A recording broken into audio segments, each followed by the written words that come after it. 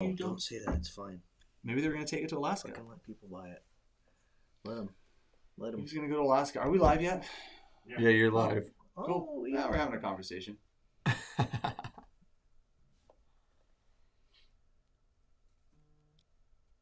What's going on? What? I feel like What's we're going on? Oh, it's because we're missing the conversation. Yeah, there was comments. There was conversations going on. Has anyone ever caught a sturgeon, Ashton?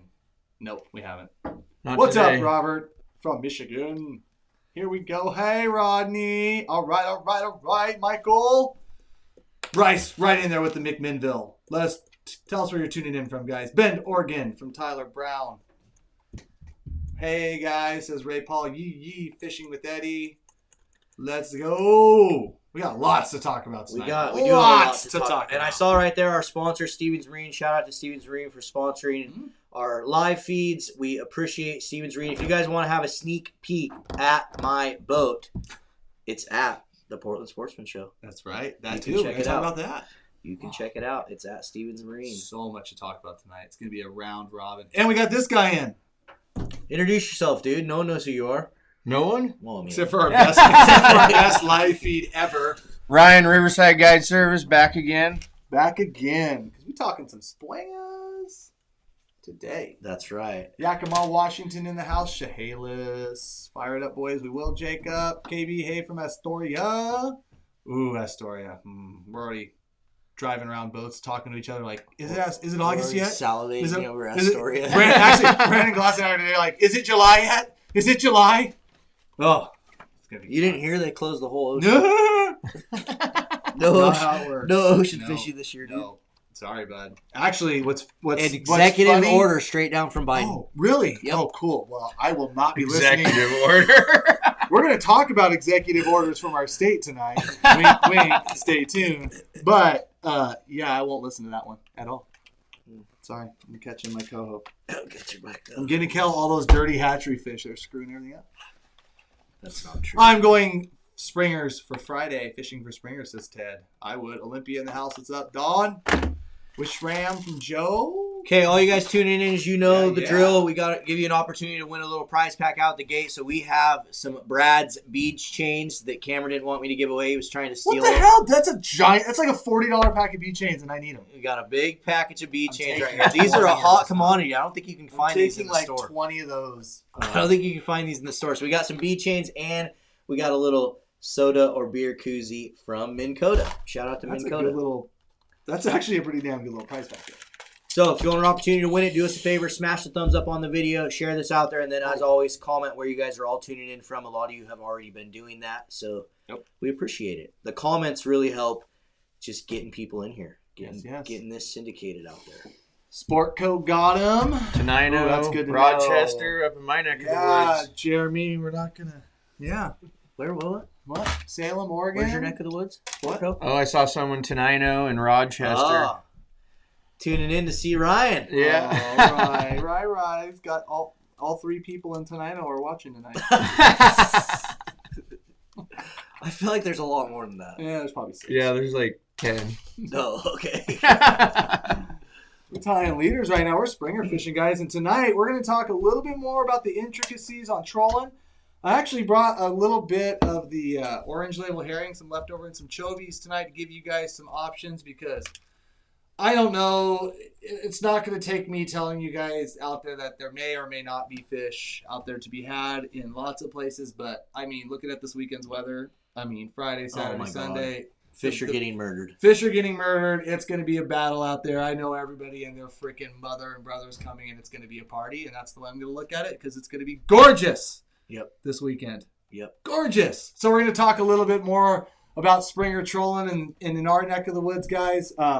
Honestly, with the way right now the water levels are kind of shaping up, we just think that that's what's going to be relevant. So we brought Ryan in here to talk a little bit more. We're going to do some baits.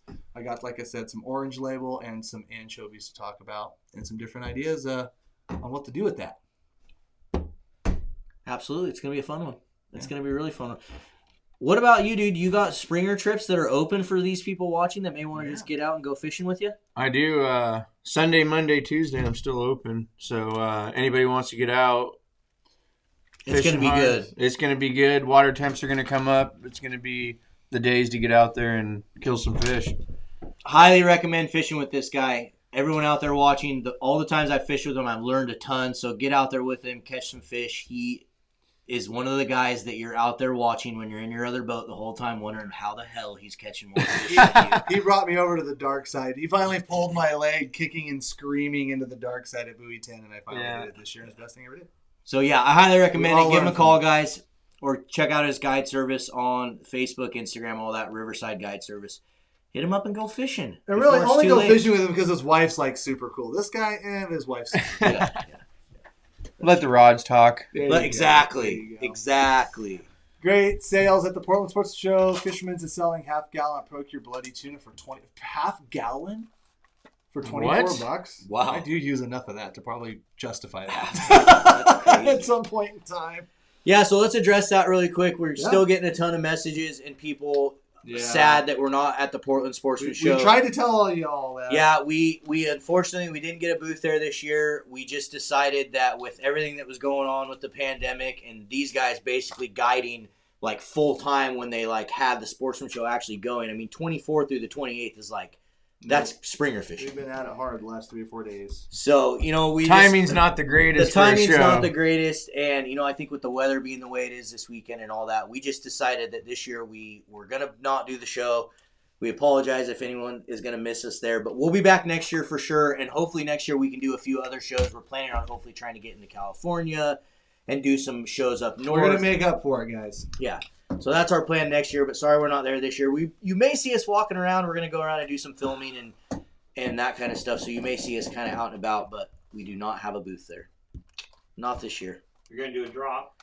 Exactly. But we are doing a spring merch drop this Sunday that's epic. We've spent a lot of time on this thing. We have all sorts of really cool new styles, apparel, hats, sweatshirts, some Springer specific kind of stuff, like some band Sea Lion hoodies, some band Cormorant t-shirts, some really cool stuff. And then there's going to be some custom lures, some custom flashers, a little custom bead box that we designed with Lured. And yeah, some really, really cool stuff. So this Sunday, 7 p.m. Pacific Standard Time, it's live on our website. And the last 2 drops that we've done, some stuff is sold out in literally like minutes. So if you want to get some of the like killer fish or some of the lures or even some of the hats and stuff, they sell out really, really quick. So mark your calendars, 7 p.m. Pacific Standard Time. I'm going to have to get some of those flashers before they're all gone. I saw what was going on in there. Yeah, a little pop-off special, little Nick Pop-off flasher. I like Adam. Get your stimmy checks ready for the drop. Your stimmy checks ready for the drop. Stimmy checks. All right, Clint, let's pick this first winner here for this bead chain and this beer koozie that the bead chain fits perfectly inside.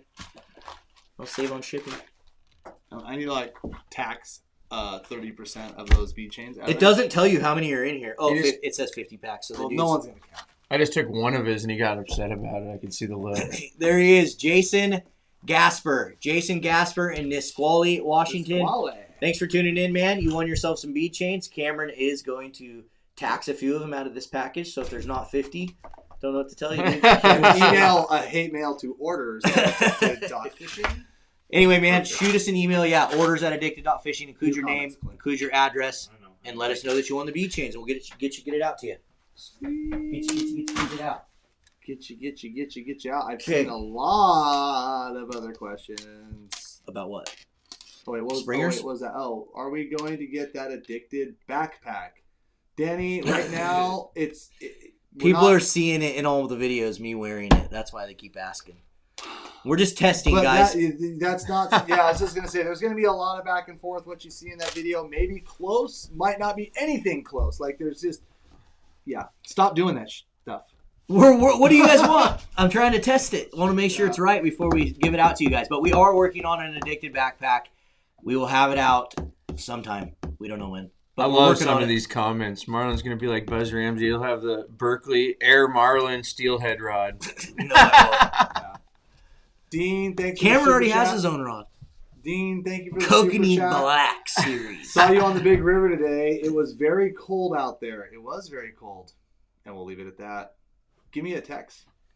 You're dumb. If you saw me, dude, you had to be in a black boat with a windshield because I knew every other freaking boat out there, all 4 of us. There wasn't very many people. Oh, you trying to be in a secret hiding spot? No, he's being in a secret hiding spot. I'm not being. Post where you were at. Go ahead. No fish there. Tell us what. Yeah, just tell us what buoy it is. There's no buoy out there either. Go ahead. Tell them what buoy it is.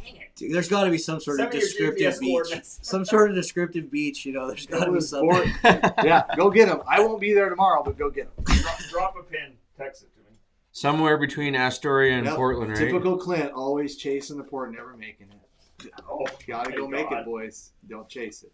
That's, there you go. That's why those people low-hauling me all the time. They just do that because you're an idiot, and I love it. Saw Clint out there? Well, maybe. I mean, if I'd ever see you out there, but like I said, you're always chasing reports, never making them. Hey, Clint, let's rip through the pictures. Okay. A lot of people are asking about them. I think since we're doing them so Buoy close to 10, Dean. Thank you for the super chat. Nice. Yes, I was at Buoy 10. Thank you. Yeah, how was it down there? There was some good fishing down there? A little windy, a little cold today, like Dean said, but no fish. See any whales?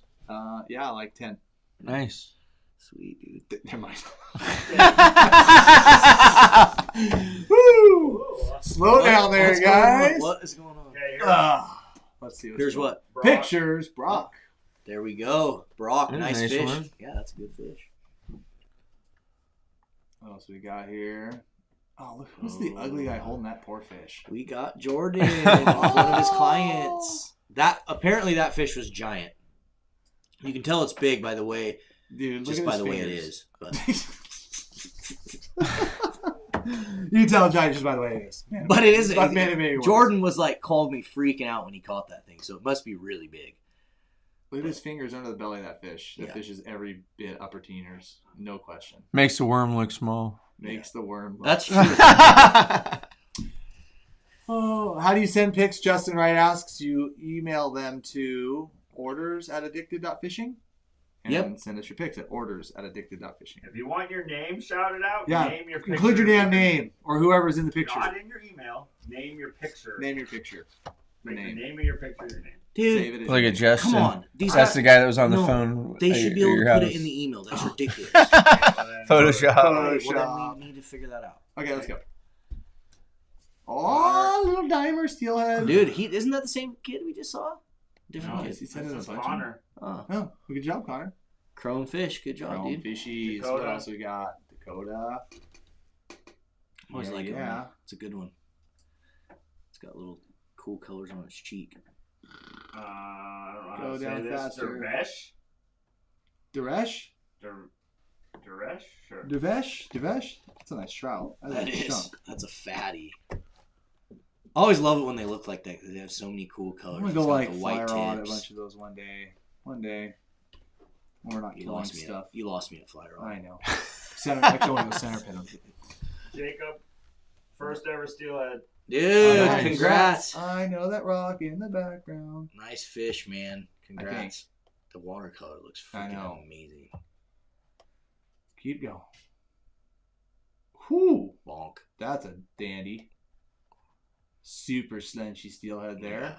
It's freaking chrome. Oh, Cabezones. Cabezones. Those are such cool fish. Good eaters there. Oh, you can't keep it. Well, at least in my neck of the woods, I don't think you can keep them until June. What, June 15th or something? Yeah. I can't keep them right now, but soon. Look at that pretty little summer. It's got a pretty worm. summer with the worm. I don't think I've ever eaten a cabezon. Never? We always let them go. I always let them go because they're a pain to clean unless they're like giant. Yeah. But I'm talking giant. Addicted landing net there and a nice steelhead with a red Sink It series right in its mouth. Shocker! Nice fish. Damn nice fish, man. Betty. First fish of the season. Nice job, Betty. Good nice one. Fish. That's awesome. I love seeing that. She's going to be fishing forever. Jared.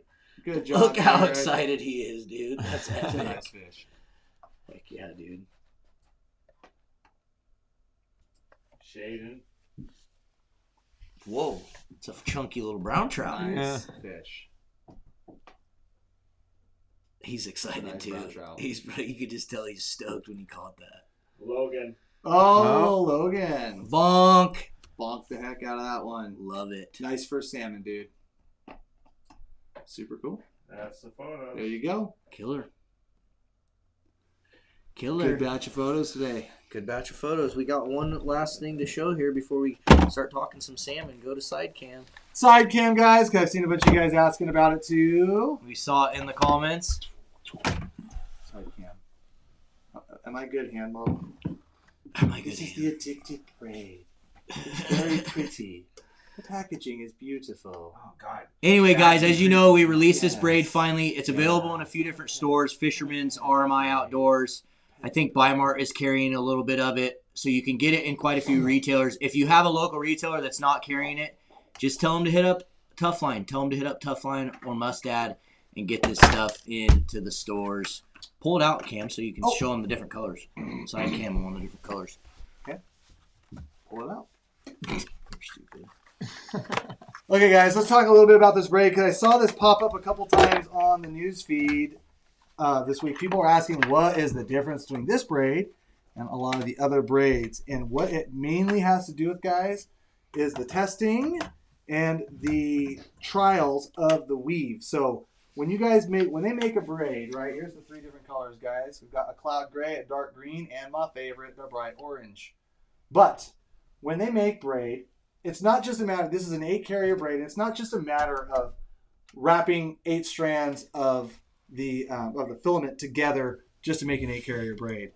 There's a lot of science and a lot of technology in how far like they can gap the actual twist of the line, like all the individual braids, like how they can weave them tighter or they can like extend them out longer. Yep. And depending on what you do, you get different performance aspects of that. What I mean, And durability and aspects. durability, which is actually what I really want to key on. But like you can make line more limp, you can make it like flutter through the air because like kind of like if it makes sense, the weight, like let's say you had an inch of line, or let's just make an example. You have 6 inches of line, and if you have a tighter weave versus a lighter weave, the weight of those 2 6-inch pieces, it's negligible to us, but by the time you cast out and it reacting to the water or the wind, it's actually quite different, right? So with a tighter weave, which is what they've done here, you achieve 2 things. One is a more rounder line. Rounder lines are good because they don't cut into themselves. They don't, they're easier to color, I think, versus like a flat line. And they also are very, very durable, and so they can take a lot of abuse. And really, when it came to coming out with a line that was a little bit different than some of the other ones, I don't know if it's this exact rod with me, but I still have rods that I tied up the first original knots, right, on these orange lines that I did out in the ocean last year, and I've yet to retie the mains. And I purposely did that because I really wanted to test, like, how long can I just let this poor son of a bitch raggedy line go? And I'm talking out in the ocean. I'm talking buoy 10 fishing. I'm talking that whole September, October, absolute freaking... Especially when your ledge is smashing on that knot. 20-ounce leads, Yeah. smash and grab, Bolshevik season. I still have some of my original knots tied on this line that I tied. Now, obviously, to you guys, you're not fishing 90 days of Chinook season. You're not fishing, you know what I mean? Like, you're not going to have that. But taking the durability of this line like to its max and getting the performance of it, it's proven that it is excellent. It's good, durable braided line. So whenever you have a braided line application too, it works well. Also with the Dude, it tighter casts, weave, the way it casts too, like when you put it on a bait caster or whatever, like casting on the spoon rod, it's just like, it's just so smooth and nice. No rod noise, no guide noise. Like, it's freaking nice. What's important too is like the other big feature that I think is a feature about this line is you get some of the performance aspects with a tighter weave and with this style weave that these guys have developed out of a non-coated line versus coated lines out there. There's a lot of coated lines out there on the market.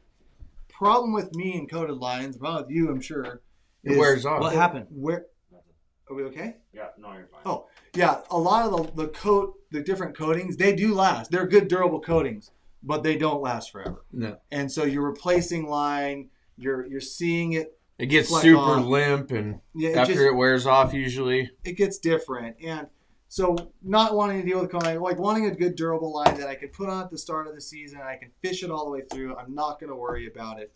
Those are some of the more distinct advantages that I have found, and I've been fishing the living schnatty out of this.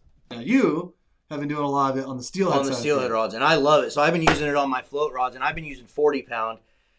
And you'll notice in like some of the promo videos and some of the recent addicted lights that we have just how well it floats on the water, and you just flick your wrist and the whole line will just off the water. It's pretty impressive. You know, there always was a lot of talk with us and a lot of people out there, 30 pound, and everyone's really stepped to 40 pounds. And I think when you step to 40 pounds and you're using like a 20 pound fluorocarbon bumper, yeah, and you still use 30 pound braid, you run the risk of breaking mains. You know how many bobbers I can sit here and tell you with an absolute straight face? You know how many bobbers I lost this season?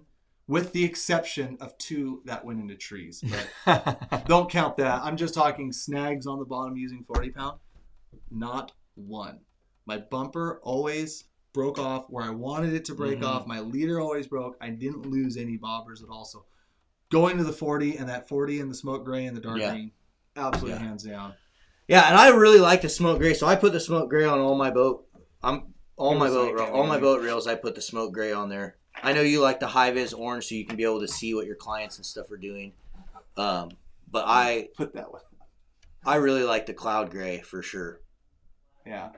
Cloud gray's there on your guys', I think it's your left. So, and anytime you have, one thing you're going to notice too when you use the line, especially the orange, is it's like any sort of high-vis line you use out there, it will fade some. So you are going to have... That's a fantastic super. So you are going to have some fading with the orange line. So like, but any high-vis line that you use, you're going to have fading. I'm going to try to finagle this in there into the side cam for you real quick because I really wanted to show this. As Clint leaves the studio. So now I'm trying to get something in the shop going for everyone.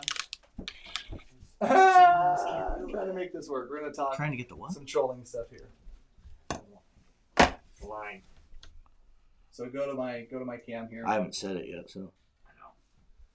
Side cam, Clint. Side cam. And thank you for the super chat, Heritage. Great comment always. So this line right here, guys, I used all last year at the old B10. And then I'm using it this Springer season. Let me see a spool of the other orange real quick.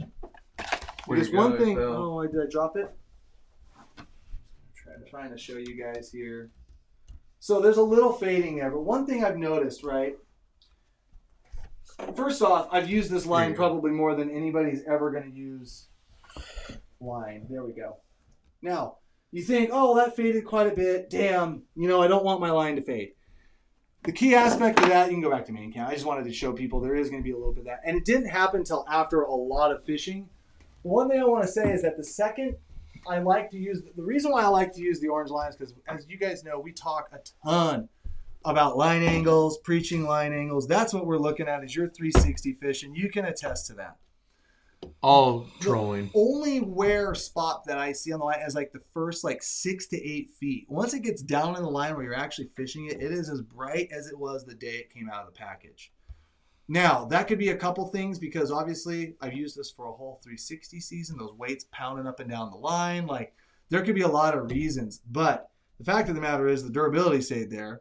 And the fact of the matter is, when I want it to be nice and bright and I'm fishing it on my rod tips, it's like you can see it. Still the day it came out of the package. Well, and I've never used a single high-vis line that doesn't. I mean, every high-vis line I've used ever. Even though there might be a little fade in that first few feet, and we're talking after 90 days, maybe even more, of straight fishing. Yeah.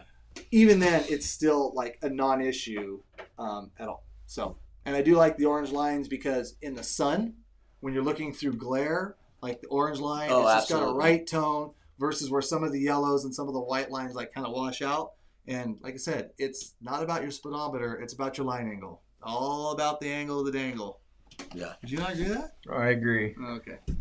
And I can say orange is really good to see. One time I went to blue line and I could not see it at all. Literally in my drift boat or my sled, I'm putting rods out, back trolling stuff, and I'm like, you just can't see it. So you want something, as a guide or, anybody, if you're going to run multiple rods, you want to see where your gear is. Super important. I really like it, and I will run it forever. If y'all don't buy the damn line out. Taking this with me, by the way. Yeah. No. So, anyways, for those guys asking about line, there it is. Orange is for sure better. Nothing looks like the color on the river.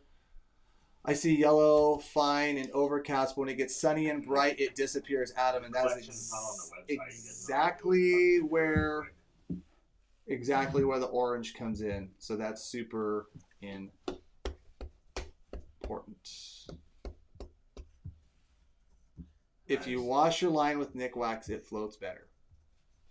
I don't know about that. I don't know about that. I don't know about that. So we do have a few select spools of this on our website, guys. So if you guys want to try it, we have some orange on there, we have some gray, and we have some green in the 150-yard spools. If you guys want any of the like 300 or 1,200-yard spools or bigger spools, you can get that on Tough Line's website, and you can use the Addicted affiliate code, which is Addicted20.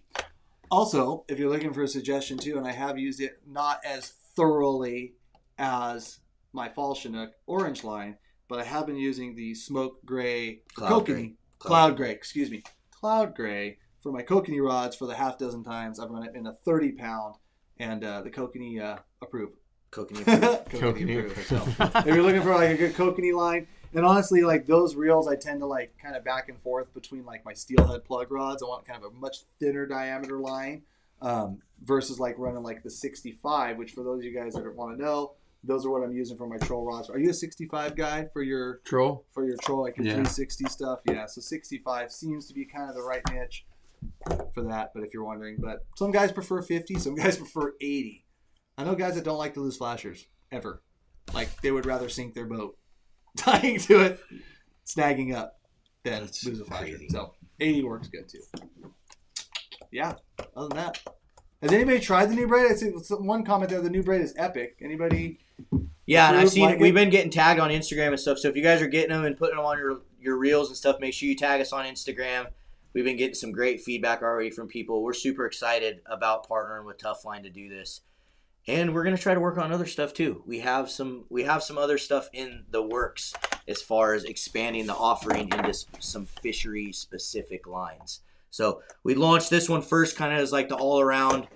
Works good for all the different types of fisheries. Like I took the dark green and spooled all my trout fishing rods. And so we kind of did it to appease everyone with all the different fisheries. You going to read that super chat? Nope, I'm not. I was letting Marlon finish. Don't interrupt. Yeah, what do you got? Ryan is a beast. Ryan is a beast. My son and I caught our first salmon and steelhead with them. Top-notch guide service. Must have been the only salmon and steelhead he's ever caught. Thank you so much for the super chat. You guys are the best. I learned so much from you. Thank you, Ivan. Appreciate the super chat as well. More than the last one. Just kidding. On the line, Chad, I am using the dark green Chad in 20-pound. That's what I'm using. I haven't used it yet, but what pound rate? What do they have? 30, 40? We have 20, 30, 40, 50, 65, and 80. And I did use some of the 20 oranges for some of my smallmouth rods and stuff like that. Kind of threw it around and stuff casts like, braid, 20-pound braid, and a lot of the brands is going to cast far. But if you want to send like a 1/4 ounce jig to the moon, like run 20 Dude, pound. I'm just telling you that ultra, like especially for bass fishing, what I noticed, because I use the 20 or the 30-pound cloud gray on all my bass reels, just a low drag, like you'll notice your stuff, like if you compare it to another line, it will fall quicker, way quicker, because it has less of a drag in the water. I've seen it multiple times when using it, so yeah, it's a good line. It's a thinner diameter braid for the average of the pound tests exactly out there. Exactly. And now on the website at addicted.fishing. Trevor said he used it today. It's butter. Like it. Killer. So there is only a select, like I said, amount on the website, guys. It's the 150-yard spools, and it's limited. So get it before it's gone, because it probably will be. We appreciate it. Justin Wright's got the comments for you tonight. What's he got? He puts the pictures on the screen. I put like the lotion on the skin. I've never seen that movie. I always know the reference, though.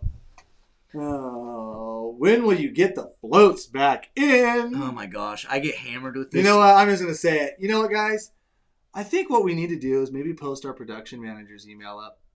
Okay, I won't do that. But here's the thing. We did sign off on the final approval for the new rendition of floats that will have stems that will never break. Even though I've only broken 2 in the 3 years. Yeah.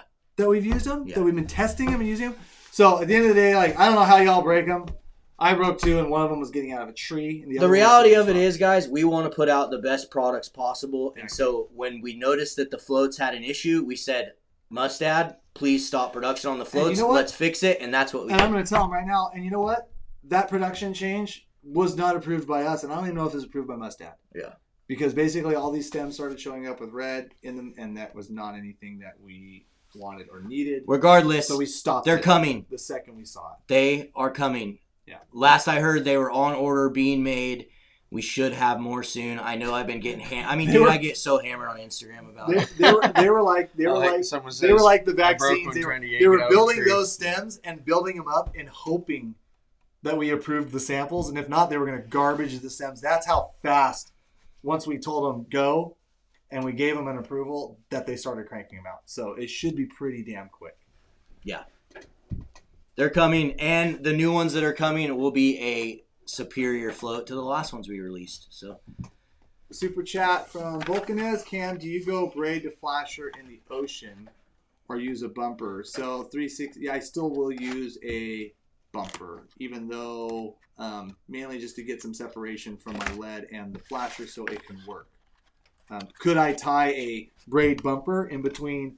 Yeah, but you want that rigidity of that monofilament to your flasher. I think you're going to have some problems if you try to go braid bumper to braid. Might be too floppy or something. Yeah, just too limber.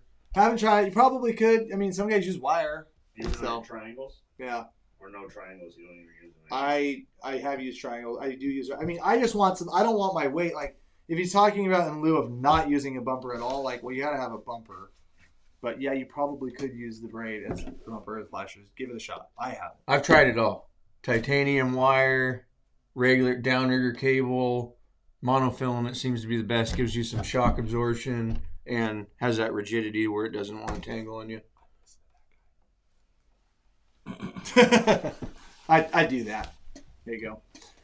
We got another super chat. Can't wait for the new boat is ready to go get some springers with the new orange braid. Heck yeah, Zach H. It'll be there. Make sure you send us some pictures. Yep.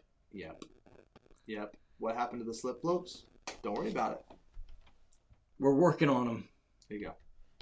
We're working on them. Quality control, good catch. Yeah, you know what? The reason why we caught it is because a lot of people messaged and let us know about it. So that was super important. We appreciate you guys that were telling us those things as well. People are already buying them. Guy got his 1,200-yard spool at Tough. Yep. Another appreciate it, Robert. TJ Ryan, since there is no casting involved, am I out of timeout? What was the story there? Been a long season of casting. Sometimes you got to go into timeout, untangle your own gear. Sometimes, you know. So just. Yeah, we've been talking about that a bunch with other guides. Like, how many times do you let your clients like tangle their gear before you make them untangle their own gear? One time. See, I get that a lot. I guess I'm kind of nice. Usually I do it like 3 times, and then I'm like, okay, you got to sit down and think about it. There's a difference, though, like trolling. So let's talk trolling, because I didn't have any tangles until this one guy a couple days ago. Might have tangled more than once. But what happens, you catch a fish, and then people get excited. Every time. They dump gear, and it's like, no, we can't. Like, they're biting now. This is when we want to focus. I purposely, as soon as we land a springer, I'm like, okay, guys, this is when we're going to tangle. They could go good all day. Yep. But that adrenaline's going, everyone's excited.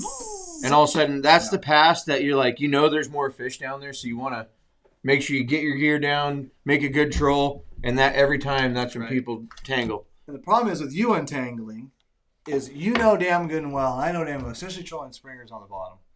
If you're not at that helm, feathering that throttle, watching rod tips, watching the angle of the dangle, like, you're not fishing. I always say you take the captain out, you take the whole boat out. And if the captain is constantly untangling your stuff, it's not fair to everybody else in the boat.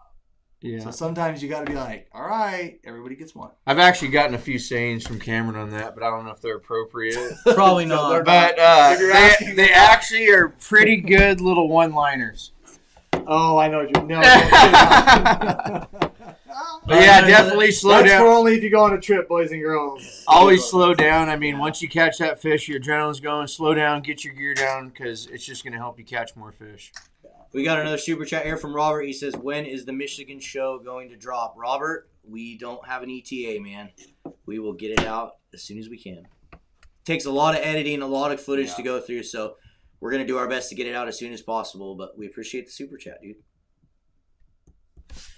Please help me, thanks. I don't know what your question is. Bong bong.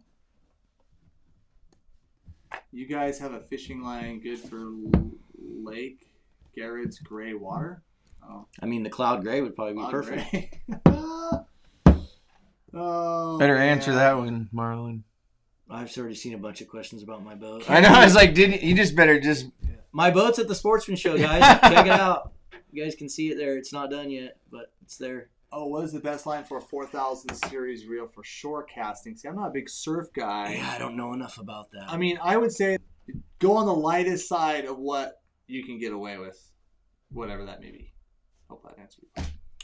So Jacob Davis says, what's a disc? Jacob, if you want to purchase line, you can get it on our website, Addicted Fishing. We have 150-yard spools on there. Or if you want to get other stuff, you can get it off Tough Line's website and use the code Addicted20 on Tough Line's website. And that is the discount code. Any plans of making a 10-pound test? I'm assuming you mean the braid. The 20 is so freaking thin already. Yeah, I it's don't really know if there's a small lot diameter. of necessity to go to 10. If you're looking for a 10, try a 20. And maybe we can approach that as we get input and feedback back from you guys on those lower, smaller ones. But I think you'd be pretty surprised at how thin and how good that 20 is. Are the tactics the same above Bonneville as below? How do they differ if they do? Have an opportunity to fish up there this year with my girlfriend's family. Corey. Definitely different. You got a guy here. Definitely different. I'd love to touch on it. Why don't you give, because we are going to talk springers tonight. We got another really important subject to talk about too a little bit to answer your guys' question. It's a very important anniversary, and we'll let everybody hang on that just for a bit. Why don't you talk about above Bonneville, what they should be maybe gearing up for, and why is it a little different? Above Bonneville, you're going to be fishing different gear because you don't have the current. Most of the time you're in froggish water, so your lead's going to be different. Most of the fish are suspended up there. I mean, you're in 50 feet of water, especially spring Chinook. They'll be 20 feet down. In the lower Columbia, you're going to be on the rug. That bottom 2 feet, they're cruising on the bottom. Definitely shorter leader lengths up there, I feel like work better. You know me, I like the 360s at pretty much anywhere. Well, is there any, like I said, I don't pay too much attention to that. So is there any like main stem above Bonneville fishery this year? You know, like, I haven't. up towards Dells and up there further. You know, normally it closed on May 5th. I haven't checked this year's regs on what that is. Tributary stuff.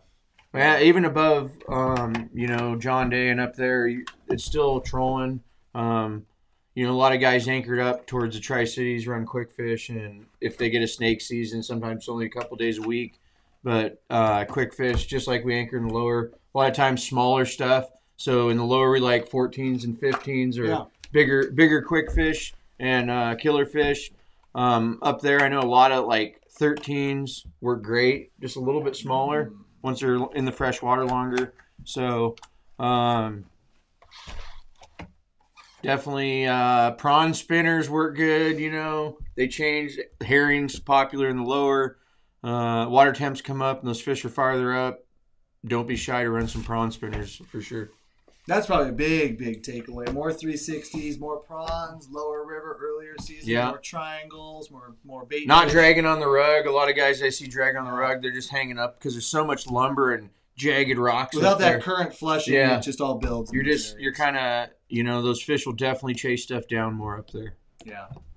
Well, there you go. Hopefully that answer will give you a little insight to see what's going on. I saw a really good question.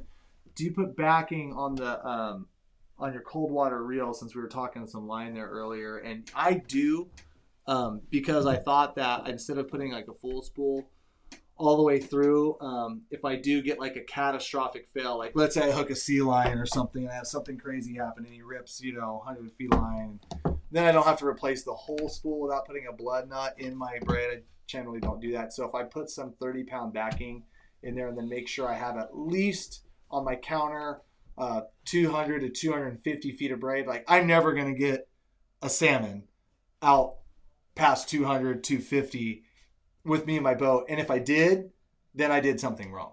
Like, even that big bugger we caught last year, he got out to 200. He got into my backing. That was the only fish that got into my backing all of last year. Yeah, but that thing was an absolute giant. Yeah. So it doesn't happen too often. So yeah, I do run a mono backing. Always. Yeah. Always. And it sticks to the reel, and you don't have to, like, if you put mono backing on it, you don't have to, like, tape it, do all that crap. Just put an arbor knot in it. How much you put on? You know, I made a post on Addicted a while back that I actually said I would run it to 0, and then I ran like 175, a 30-pound, and then that allowed me to I had the numbers on there. It's on the forum. I put it up a couple years ago. I run probably 2/3 mono and then a third braid because you fill that spool 2/3 with mono. You don't get as much, and the braid's thinner diameter. And you get that, you run it, you get wear on it or whatever. You feel like you've cut a bunch off. Say you lost it, someone ran over your gear, and you lose half of it. You can put that back on, and you're good to go. Yeah, you're not gonna have to do the whole spool. Can you still reverse it then that way? Yeah. Yep, absolutely. So I would say You can absolutely still reverse it if you want. Definitely. But you're not reversing the whole damn spool on braid that's never going to see the light of day. Even though it's good to roll braid right now, I haven't had to do crap. I've seen where guys do that, and that braid gets wet down in there, and all of a sudden it's like mildew and moldy smelling from the water getting trapped so deep. Oh, you mean if they don't use a bumper? Yeah, if they use just straight braid all the way to spool, all of a sudden they get this funky smell, and fish are smell sensitive. You just got me excited. Bass fishing right around the corner. It's already happening. Dude. I've been seeing some. This weekend. I know. I was talking to some of the dudes. I know. Yeah. I'm thinking. Yeah. No, good reminder, Jonathan. Good reminder. I wish that. Yeah. Good reminder. Let's do some of the tactics and all the other things we said we were going to talk about. We're just talking what people want to talk about, bro. Okay. Do you want to come up here? Yeah, I'll come up there. Let's go. Which way about this? Let's go, bud. Talk about your broodstock episode that you put out this weekend. It's terrible. Some ugly people in it. This guy. How long did it take you to figure out that was a fish? All of us to figure out that was a fish. How long did it take you to figure out that was a wild fish and no one was getting those eggs? God, I really should have just broke it off, but you know. Good thing you did. We put out a really good episode this last Sunday about broodstock and steelhead fishing in rivers and the importance of broodstock in fish and the importance of hatchery fish. So go check out that episode. Go share it around there. Go drop a thumbs up, comment on it. Let's get that out to a lot more people. It was There's some so really cool good information in there. Because let's be honest, that particular river, it was, this year there was a lot of these like spotlight rivers, whether we filmed on them or not. That were extremely busy. I mean, let's be honest. A lot of closures here, moved a lot of guys Only around. few options out there. Only a few options out there, but it was really neat to go down there. We filmed that sucker back in January, like super early, and to see nobody out there and to find 4 fish. And the idea of the episode was just not so much to preach it, but for those that aren't familiar with the broodstock program, kind of watch the operation. Like, wait, what are they doing with a wild fish? They're putting it in a box and they're taking it home with them? No. We're not taking it home with us, but to see that and the first comment on that video is something about artificial. Right, and I saw that and I wanted to answer it. And he's like, you should check out this thing called artificial. And I was like, well, if I wanted to check out a piece of garbage, I'd go to the dump. Like, it's like I don't really need to, because if someone wants to drink that Kool-Aid and wants to believe that all hatchery fish or farm fish are the same, then I can probably point out to 25 different runs that are in the Columbia River Basin that were reintroduced due to hatchery fish and continue to thrive because of it, and put the whole thing on its face. I just couldn't believe it. It was the first comment. I'm like, really, dude? Well, some people eat the crayons too. Yeah. Anyways, no, it's a fun episode. Ryan got to do it. Yeah, it was just great to be part of that. I mean, Ryan ready to bust put out back that fish before the eggs. You don't know what happened the week before, though, where I was. But I think I made up for those eggs. I think I gave you a whole batch. After that episode. Yeah. He did. 2 months later, when I didn't really need them. Now I just give them away to anybody I see at the ramp. No kidding. Oh, that's good stuff. Good stuff. All right, Yeah, let's dive in. super fun. Show me some stuff here. Let's dive in. Yeah, so Let's talk Columbia River Springers. Tell Right. them all your secrets, Ryan. go. How many you caught this year? Just kidding. Don't answer that. How many? We don't. Yeah. Yeah. So, I mean, when it comes you to caught me off guard, There. jerk. let's just start out by this. Kyle.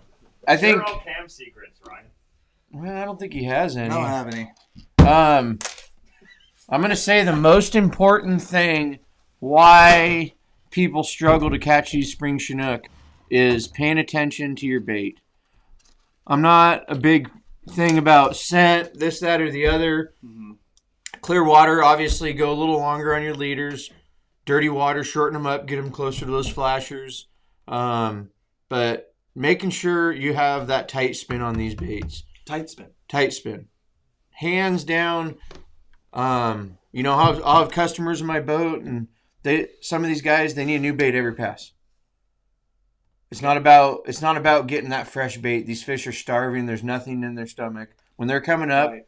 it's the proper tight spin like a corkscrew to get that fish to react. I mean, you could have a fresh bait every pass, but if it doesn't have that tight spin, you will never get bit. I think You might get lucky if you get a pod, Yeah. but the guys that you're watching out there hook right up next to you over and over and over, they're paying attention to what they're putting in the water. They're not just cutting a bait, hooking it on there, and calling it good because it's a herring. They're making So, sure they get the so right do you spin. use a cutter or don't use a cutter? Both. I mean, I freehand and use a cutter. Sometimes I like the cutters because it's perfect every time, and adjust your hooks accordingly, and you get that perfect spin when you're running 6 rods every day. I often, it's a lot of guys that don't use cutters. They always say, "Oh, I'm the best bait cutter there is." Well, a machine's perfect. When you get that perfect cut every time, not saying you can't achieve it without it, but I definitely recommend cutters to people.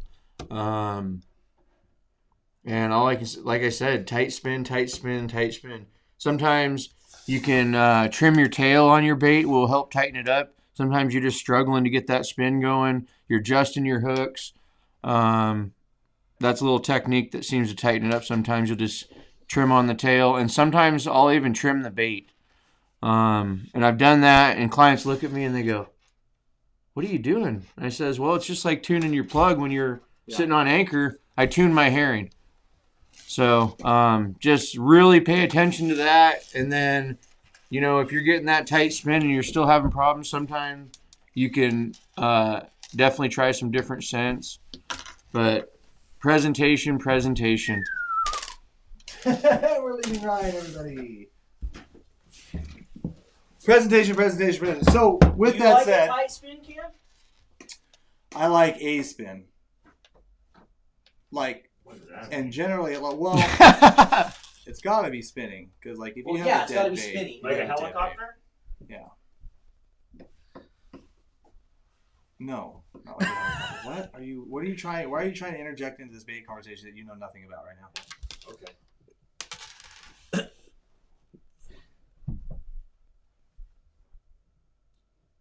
Why are you so confused right now?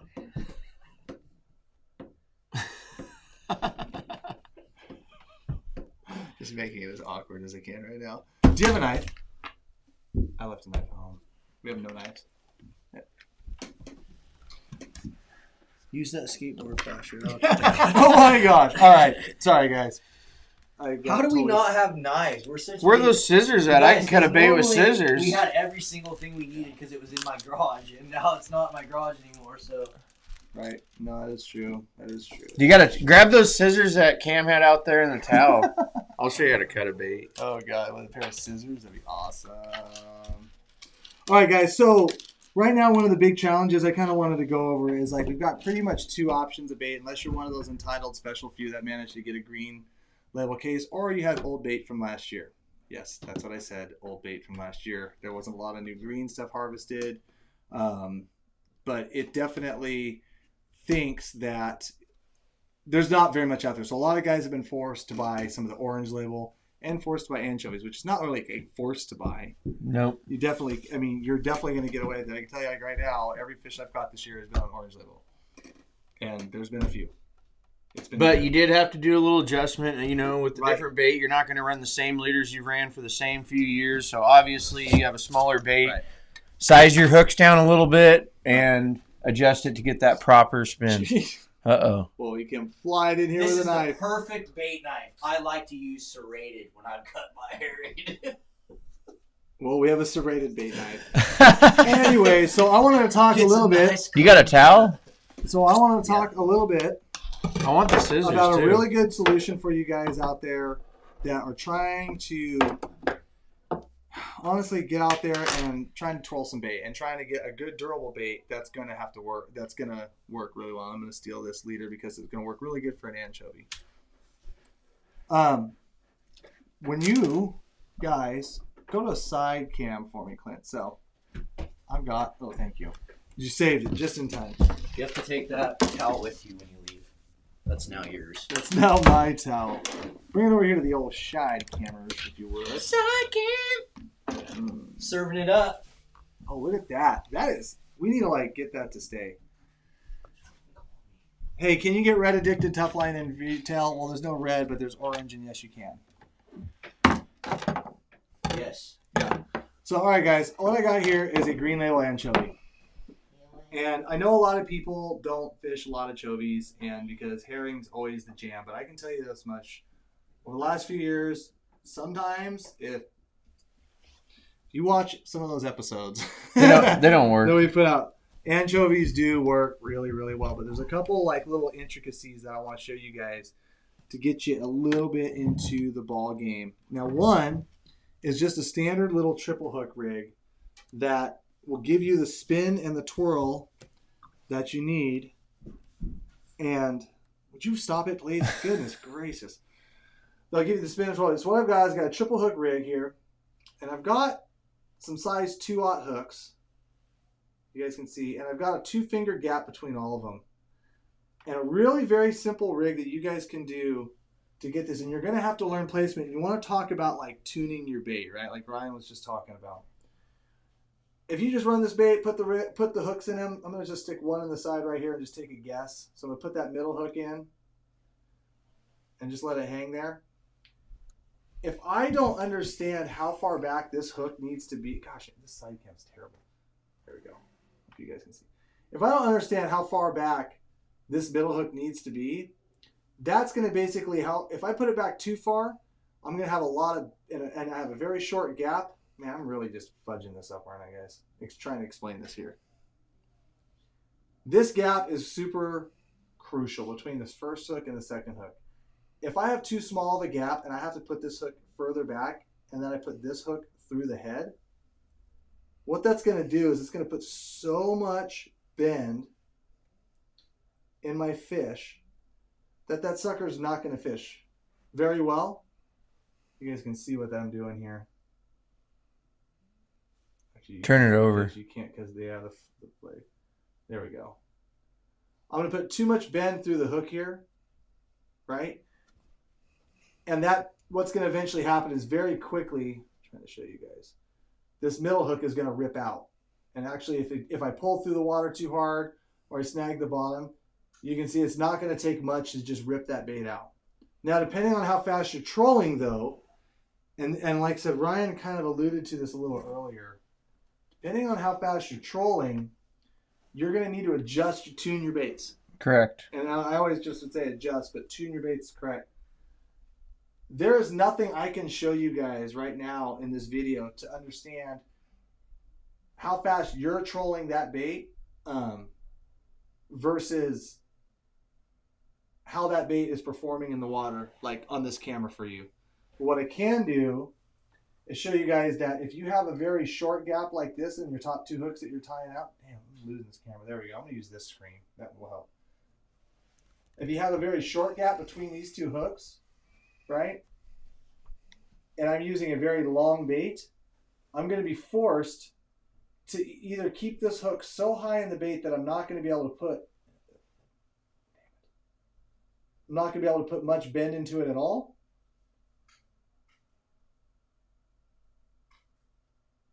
It's very hard to explain. I'm sorry, guys. I'm trying to show this here.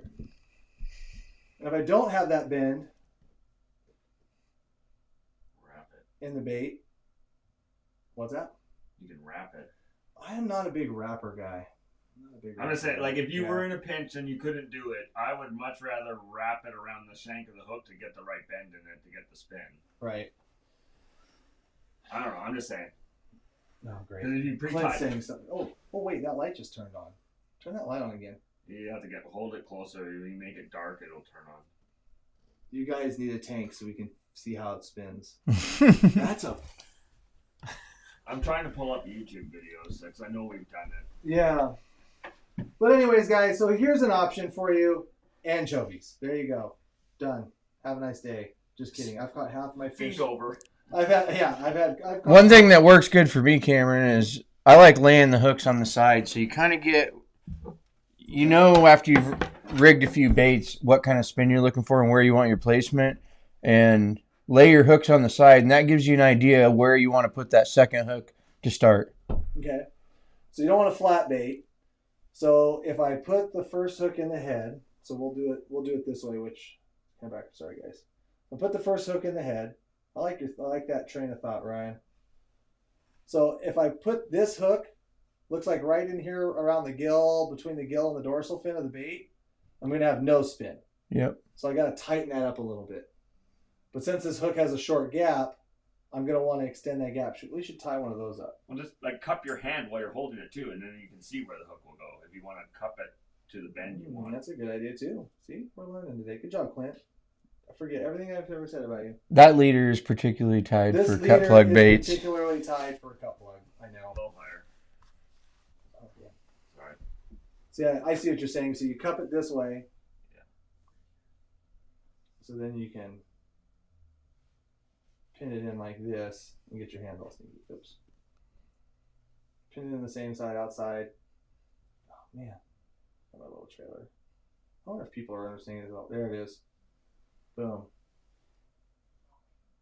So there's some nice curve to the bait. It's not too fast. I'm also not centered behind the head because one thing you want to do is you want to like drive that up right through the middle of the snout so you guys can see, so it keeps that mouth closed.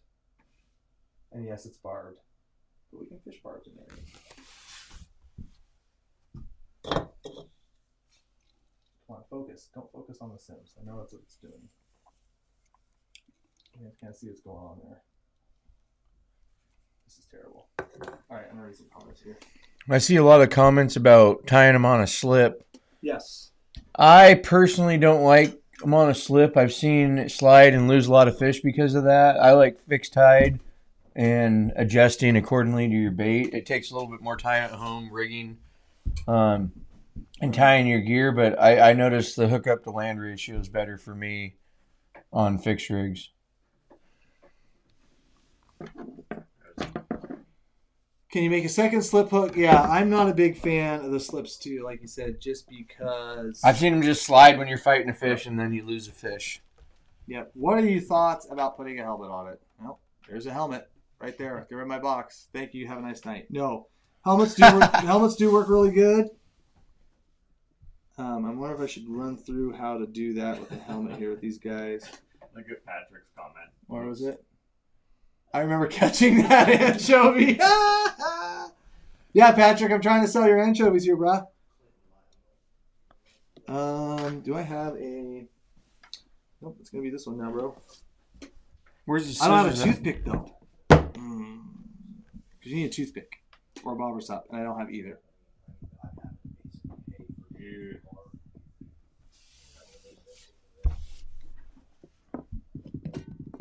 I'm trying to think, guys.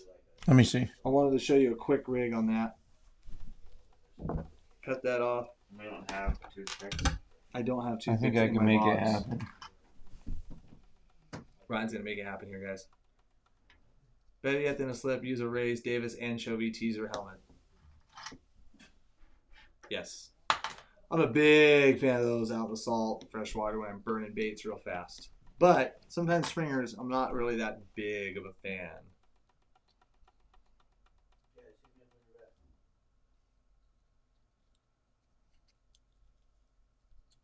Ryan's cutting the line there. Let Clint demonstrate. I like it. Oh, I was facing away from the camera. All I was right. facing away from the mic. Hold on, let me step out of here. COVID, bro. Are we still doing that? Oh, we gotta talk about the anniversary. Very important anniversary today, guys. So here we go. Like to put your line through here, through the hole, through the Look tube. at the screen up high. Look at that little screen. Yeah, that's Okay. better. So This new studio sucks. you guys can see the helmet there. Put your line through there. Your hooks are going to hang out the back. Go through there. Go through the little red peg that comes with them. Then you're going to go through the hole and then out the front. I don't know if you can see it. So what I like to do, a lot of times use a toothpick in the back here and stick it in that back hole. And what that does is gives you... Hold that up. On the screen. There you go. We're just doing this for example. I like wood toothpicks. Put your Anchovy. Try holding You're it too a little close. Further. Yeah, you're too close. So try. There you go. I can. Okay. So you can see I use the red peg out of another helmet just to put in the back holder. What that does is puts pressure on the line so you're able to adjust how far your hooks are sticking out the back. So what I like to do is put the head in there, put that peg, that pins it through. Then you can kind of pull your line, get it to where you like it. Hold up. Still Up high. There you go. Put your hook through the side, just like that.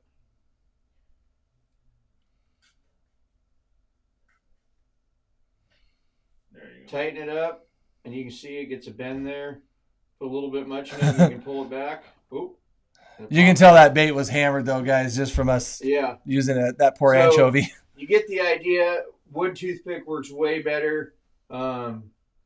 That's how you want to do it. And you don't always need 3 hooks when you're running these helmets. I like 2 hooks a lot of times. And just, you can adjust your bend by the pressure on the line there.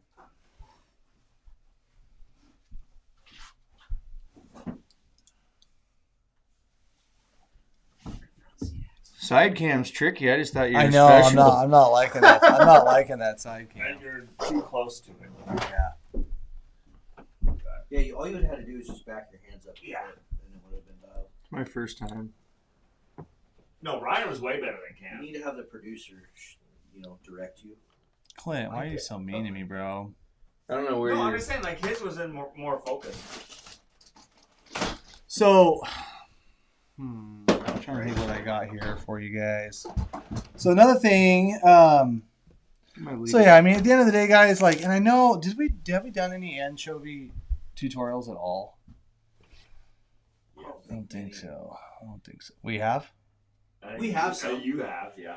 We have some, but they're not very many good ones. Yeah. Probably need to do some. All hail to the master What of the about a Clint. cut? Like, even though... We definitely need to do some new ones.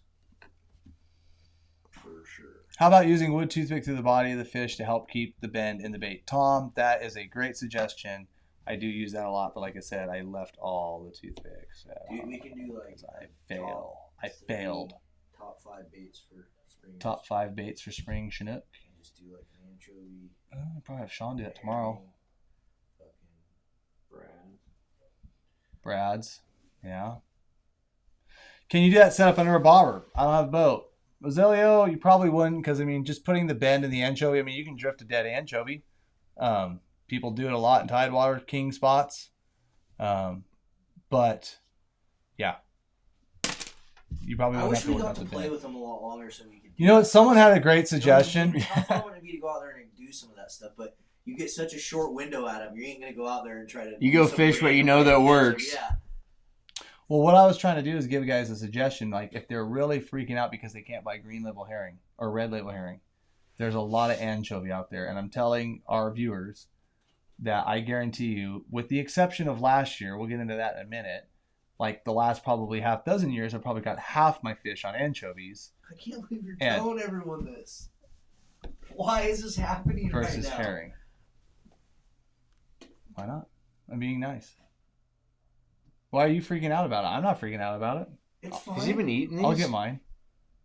Yeah, I won't. I need the little one. I need the little one edges that I can get. No, I'm just kidding. I'm glad you're telling people. It's good. Share the wealth.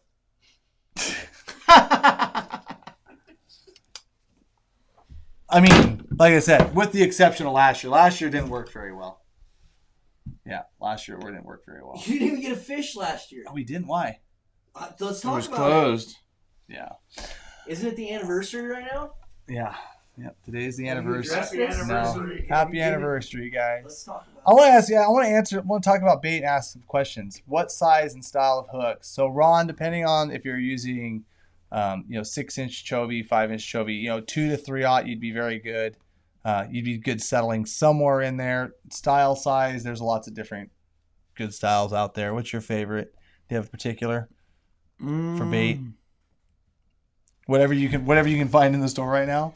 Yeah, I mean, I like a lighter wire hook. I don't like to mess up the spin on my bait. So some of the hooks that are heavier can really mess up your rotation. So I like some of the, lighter stuff. Mosquito hooks, owner mosquitoes. Just something that's not going to mess up my spin. So it's not something extra strong or heavy gauge. No, I mean, these springers, it's definitely in the lower Columbia. They don't fight super hard. A lot of times the water's cold and they just kind of shake their head and come to the boat.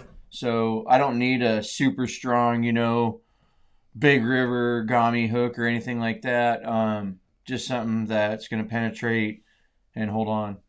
And Copite says toothpicks in the helmet where the line passes for me stops the line slip. Yeah, and that's a really critical point of that. That's what I was exactly what trying to show. But no wood toothpicks tonight. But we tried with all with that. The rubber bobber stops versus the Rubber bobber stops work well if you really like a lesson in having to deal with it all the time.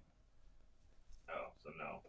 I think it's easier just to put the helmet on and just use a toothpick. Because if you're using... I've tried both the cloth and the rubber bobber stops, and the toothpick is way better. Just holds the line tighter. Yeah, and it doesn't slide on you. And a lot of times, like with springers, the lightest line you're going to use like leaders like 30, and then even with fall fish using 40 and 50. If you use the heavier lines, they're less susceptible from you like jamming the toothpick in there too, and destroying the line and putting a weak spot in the line. Yeah. It doesn't seem like with the heavier leaders you just never have to do that. Yeah.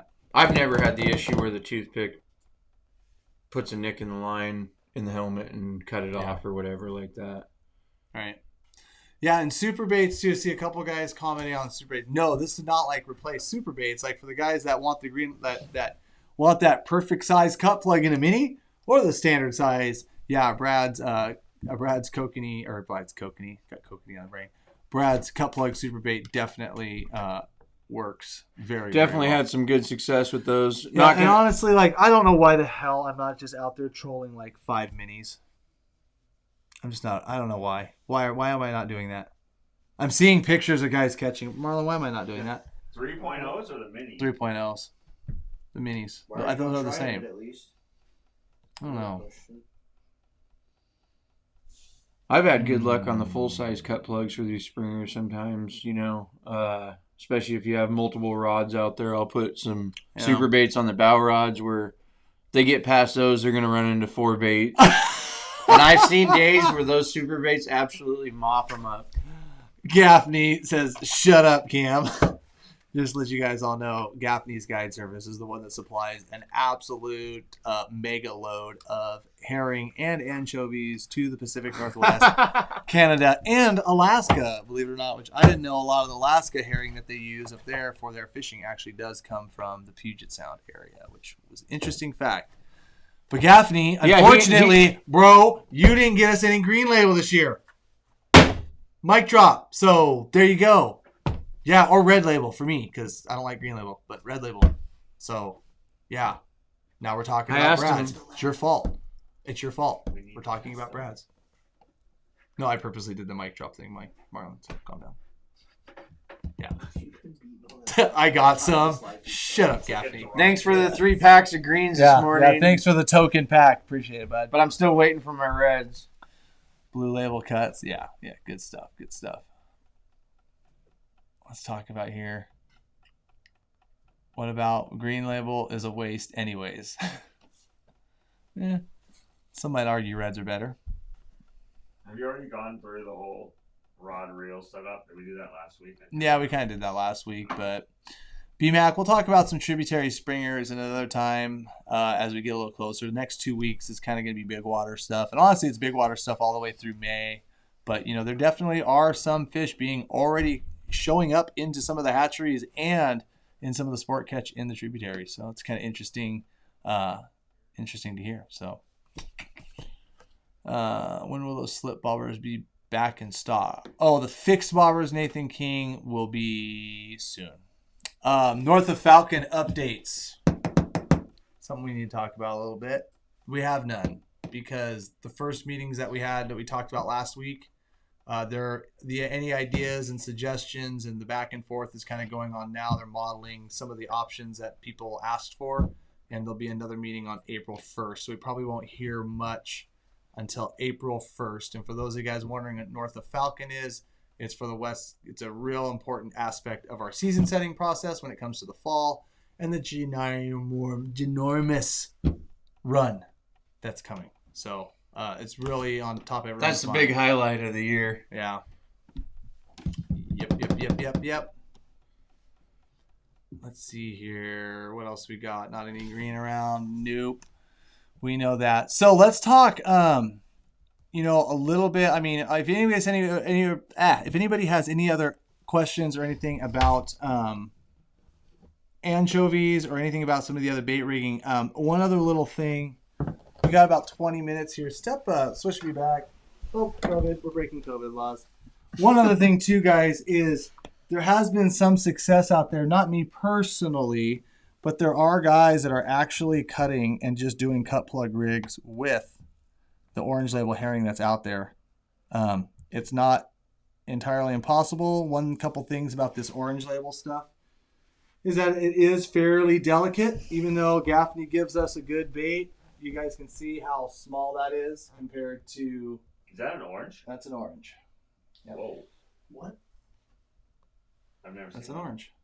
It's an orange label herring. That's what I've caught every springer on this year.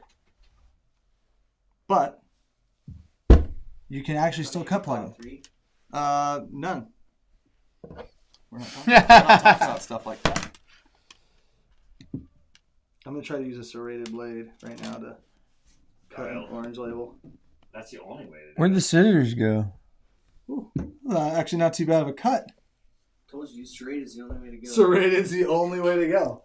There's a cut, hand cut. Best bait knife you can buy, serrated. Yeah, it's a little mini cut. I do like those little mini Victorinox. Those things are I like serrated. serrated ones. They're like 8-inch thick steel. So yeah, me personally, nothing for me on the little orange cut plug, but calling some dudes out because it has been working pretty well. I got a little 2-hook setup rig right here. You can kind of see the distance there. From like the start of the tail, I got the other hook hanging. I'll show you guys real quick what I'm doing. Even though I didn't trim that line on this hook into the short side. Out. If you just back up just a little bit, it probably won't be that hard to hold it in there. To the backbone. Ooh.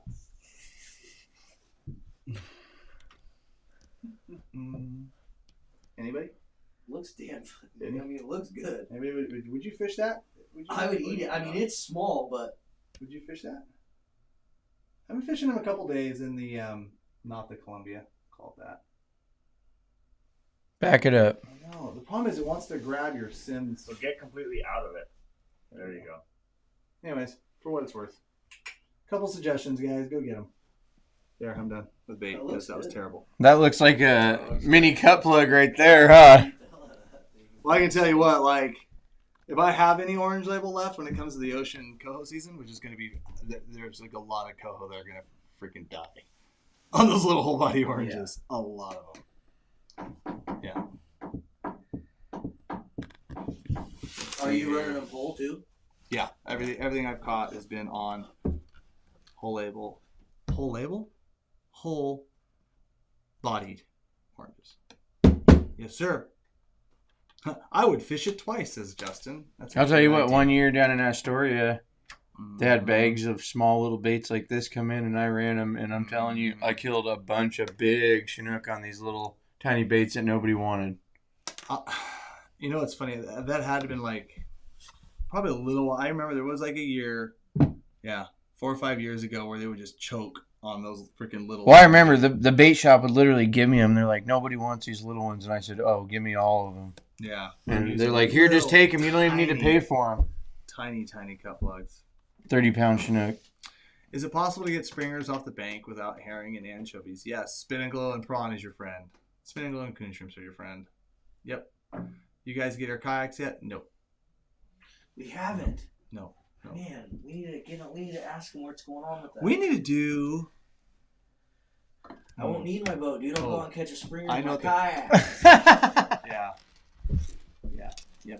Yep. See if any more questions here. We're gonna do another giveaway here in just a few momentos. No bait in the ocean.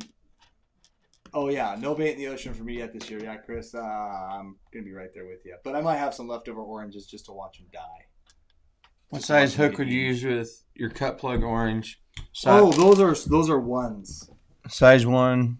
Yeah, that's the one thing I wanted to talk about. That you're not going to, definitely not going to. You're going to want to stay away from those 2/0s and 3/0s. Those are going to just be big. Just kill your spin. That was the whole point of the reason why I had that set up that way.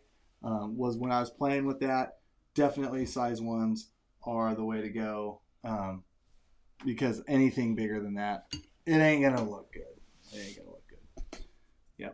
Yep. So not 1/0 Ones. Yep. I heard an East and Krill scent was good. Yep, it's good. Good for what? I don't know, but it's good. We'll pound line for that leader. Oh, Michael, great question. And we'll end it with that 30. Yep, 30. So, before we do our last giveaway, guys, got a very important anniversary. You know what it is. You got to go there. Does anybody want to guess what the anniversary of today is? Does he need to go there? No, I'm going there. We're talking about this a little bit. Anybody want to guess what the day of the anniversary is? I don't remember. Nobody? No anniversary? Wait. I want to see if somebody. I'm gonna let somebody. We're gonna let somebody play this here. It's a good giveaway too. What are we giving away? I don't know, but it's good. Got a mug right there and a sticker. A mug and a sticker. Mug and a sticker. And a spool of Raid. Come on, I raise you one spool of Raid. Yep, fine spool. Oh, and a spool of Raid. Oh, someone got it. Go up a little bit. Oh, a couple people are getting it. Yeah. Okay. Who got it first? The day Washington. Yep. Let's see here. Where is the first? Yep. COVID-19 shutdown. Yeah, the day Washington lost its nuts. Yep. Yeah, today is that day. Where were you? Where were you when you heard that recreational fishing was closed in the state of Washington on this date? Steelhead fishing. You were still steelheading. Yep. What happened? It was really good. Yeah. And basically they said we had to get out of there, and they put up barricades and weren't letting any new boats launch. And I thought we were going to get till dark or midnight or something, and they were cracking down where I was at like noon. And then they just let all those hatchery fish spawn. Yeah. All those poor hatchery fish got away, yeah. Well, you asked me where, but we don't really want to talk about names, do we? No. I just thought it was just... On a river in a boat, catching hatchery steelhead. Yeah. And it went away. But thank heavens they did.